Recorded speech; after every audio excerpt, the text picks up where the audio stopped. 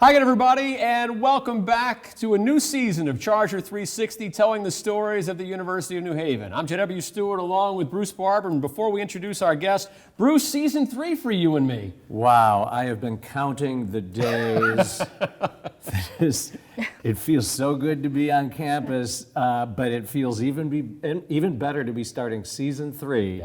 Of Charger 360. And we can't think of a better guest to start Charger 360 than our guest today. It's Dr. Nancy Savage, who is the Provost and Senior Vice President for Academic Affairs here at the University of New Haven. Nancy, it's great to see you. Thanks for being here on Charger 360. Well, thank you so much for the invitation. I'm really happy to be here and be the first guest of the season. Yep, absolutely. Great way to kick it off. And congratulations are in order. Yes, Nancy is the permanent Provost. You were interim for a couple of years. It's been an interesting couple of weeks for you. A couple of months, actually, when you take it back. Give everybody a sense of kind of your path to UNH and how you ended up becoming provost. Well, I started out as, a girl in Massachusetts that liked chemistry and went and got my bachelor's degree and then my doctorate in chemistry. I have my doctorates from Ohio State. And then spent a couple of years doing some postdoctoral research at the National Institute of Standards and Technology in Gaithers, Maryland, and moved to Connecticut with my husband and was doing some adjunct teaching at a whole bunch of institutions across the state of Connecticut when an opening for a permanent position came my way through the University of New Haven. So I joined the faculty here in 2005 as an assistant professor.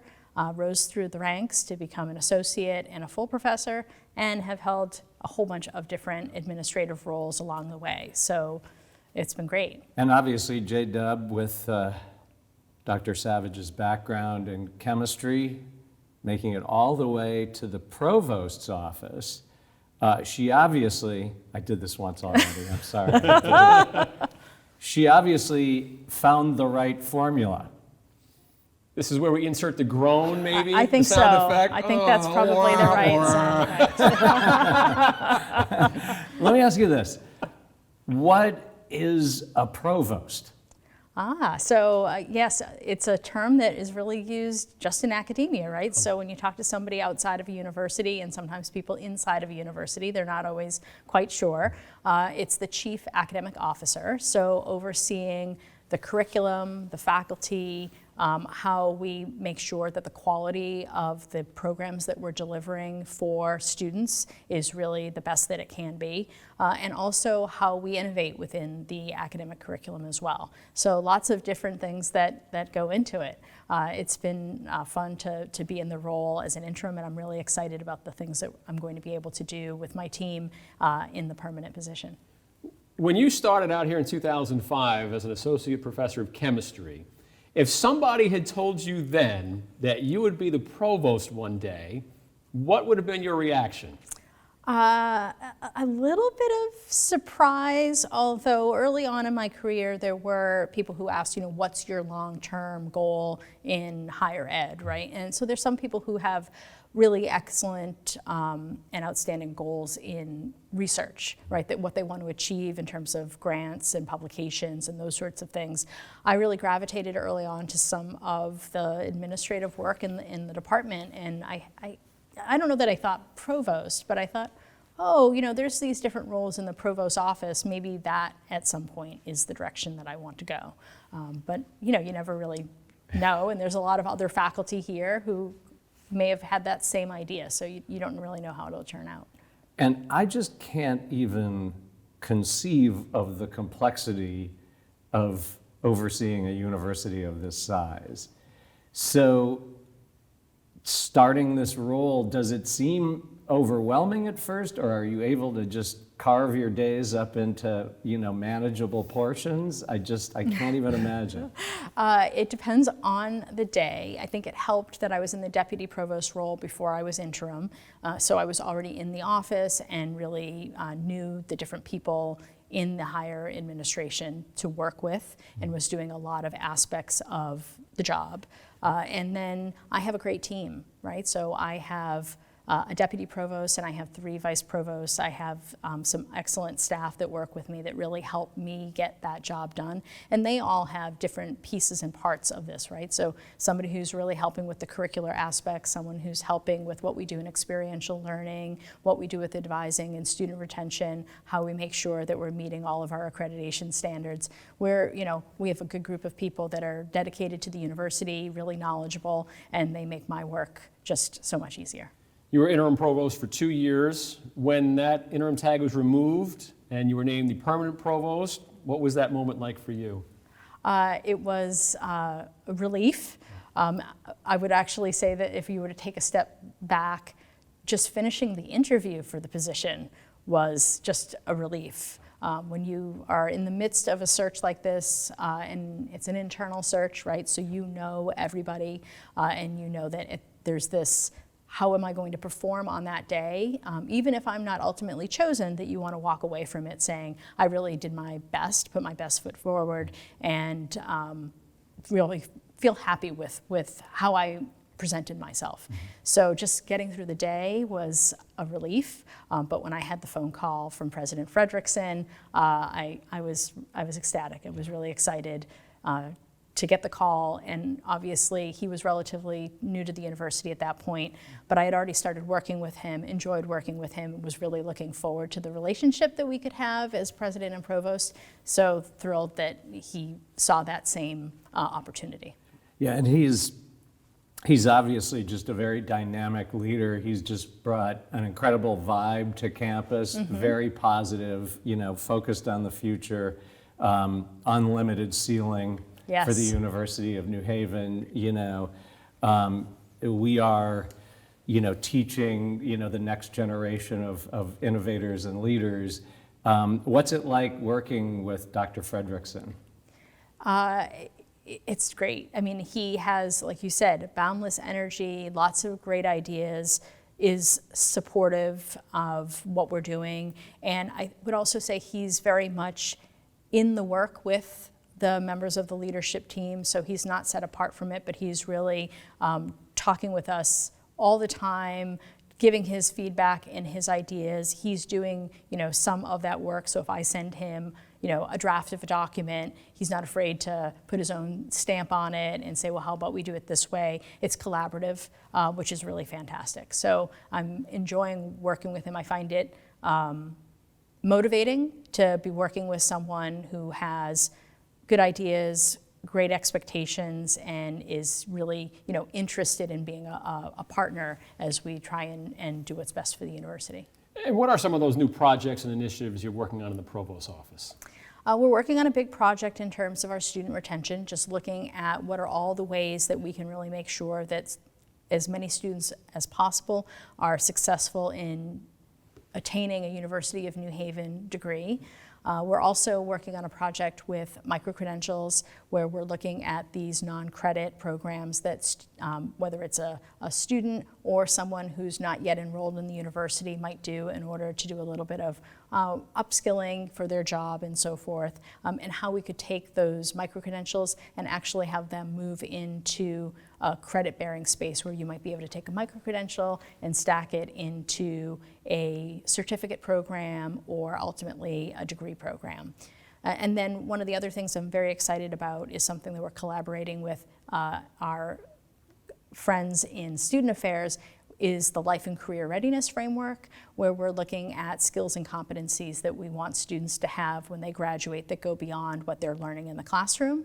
So we've identified a set of these competencies, and now we're looking at how they can map to the activities that students do in the classroom and in their extracurricular activities and in their experiential learning, so that students really are prepared for what comes after graduation.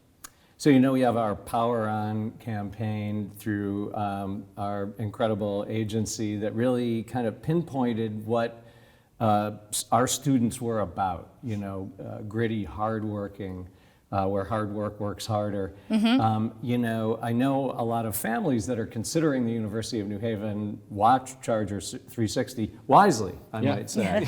But so from your standpoint, what is the best fit? What is the kind of student that's the best fit for this institution? Well, I think it's a student that really has an idea of what they might want to do for their future. We have so many students that come here and they already feel like, I want to be in the criminal justice area. I feel like I think engineering or a STEM program is right for me. I think something in business or in health is what I'm looking for. So I think that really fits for our student population.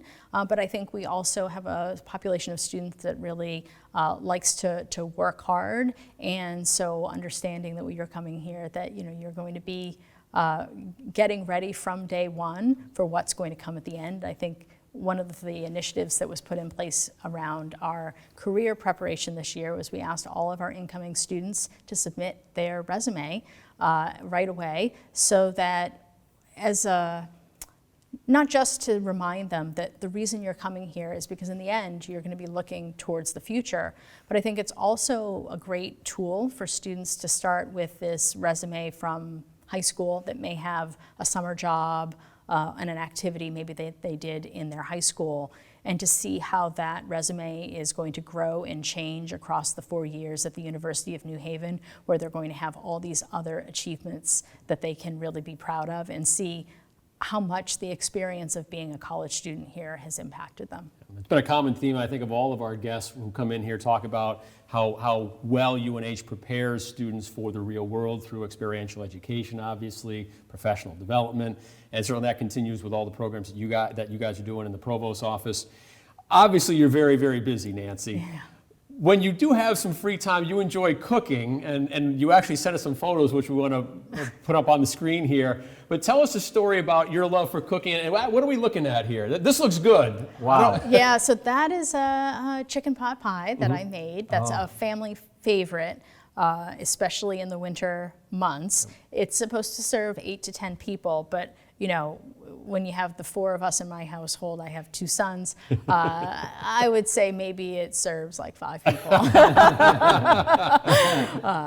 Wow. So those are our codfish cakes. That's a Portuguese appetizer that my family makes always during the Christmas holidays. So it's salt cod that is soaked to remove a lot of the salt, and then it's cooked with potato and with onions. And you make these little cakes that you deep fry. They're fantastic. Yeah. So, I think we're dropping in at the provost Christmas Eve. during the Christmas holiday. This is another Portuguese favorite, which are some squash fritters. So you use a winter squash, and they're essentially a donut, deep fried with some cinnamon and sugar on the outside.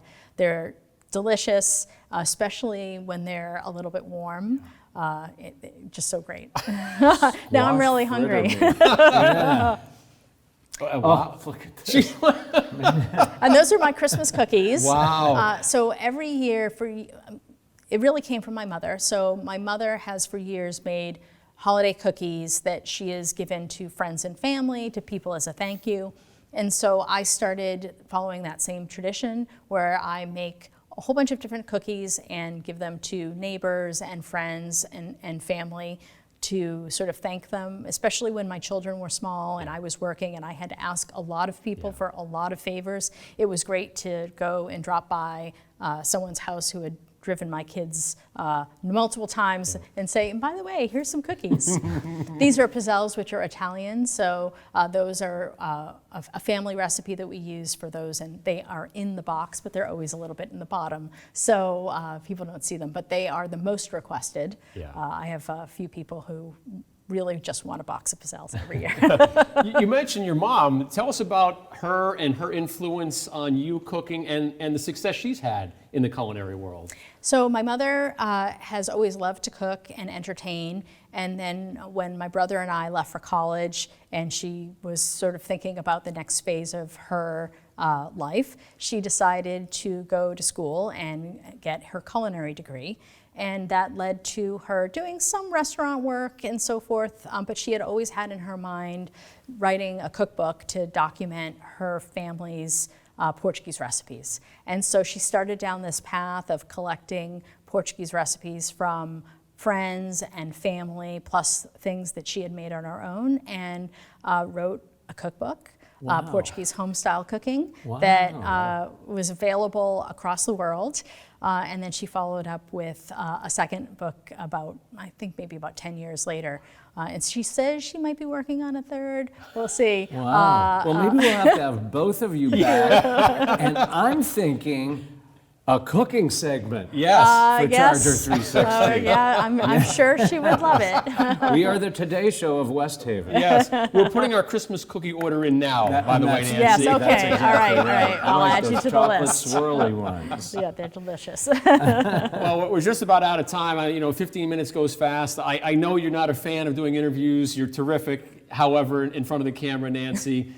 Your last pitch to anybody who's watching, again, as Bruce mentioned, you have a lot of prospective students and their parents watching. Why should families send their son or daughter here to the University of New Haven? They should send their son or daughter here because we're really going to transform their lives and prepare them for the future. And that's, everyone from the people who are working on staff that are working with students all the way through the faculty and the administration. Everyone is really focused on what's best for students here. Dr. Nancy Savage, provost, brand new provost here at the University of New Haven, and also the vice president for academic affairs. Nancy, it's great to see you. Thanks for being here and helping us kick off season 3 of Charger 360. Thank you both. Wow, what a first episode. Yeah, I'm hungry. I am very hungry. I'm going to go eat Portuguese cookies all day.